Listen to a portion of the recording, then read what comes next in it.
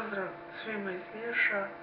Evo, malo je kasno, ali ja sam ipak odlučio da snimim klip. Spremio sam se da spavam, ali nema veze.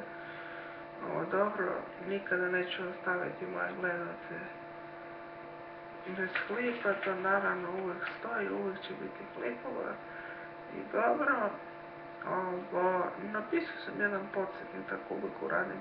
Kada snimam klip, uvijek imam podsjetnik, znači da nešto ne zaboravim. E sad, šta sam htio da kažem? Znači, znate da već klipova će uvijek biti. Ja ne provodim dosta vremena za kompjuterom. Više volim da se igram sa decom napolju.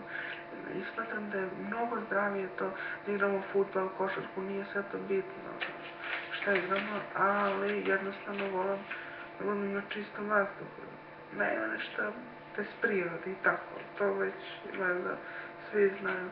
Za novu kameru, mnogi su me pitali čak, pa ja bih volila da kupim što pre. Znači, što pre bih volila da kupim novu kameru. Ali, sad nisam u mogućnosti, neću da kukam. Ali dobro, Bože moj, bit će dobro. I sad, evo da stavim jednu hemijsku olovku. Već vidite šta piše, zna se. Prezent. Hemijsko, dobro. I šta smo rekli? Ja sam pitao koja su najbolji futboleri. Nije bitno nekog htio da govore, neko nije. Neću ja nekog pristano da teram. Ako neko hoće, neko odgovore. Ako ne.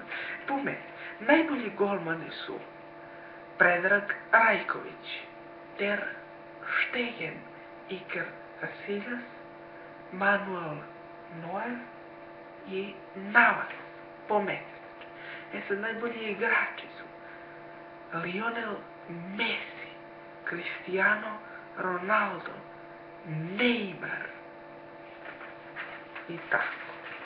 Po meni su to najbolji igrači i jednostavno jedan od naših igrača, rekao bih, od naših igrača Kolarov.